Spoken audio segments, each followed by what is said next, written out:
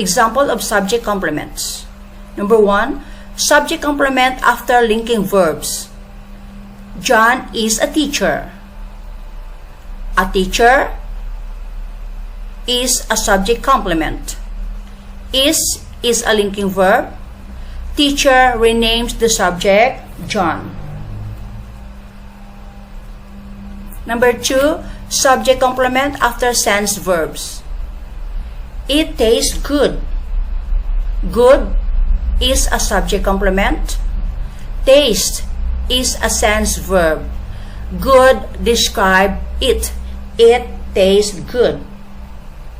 Number 3, subject complement after change of state verbs.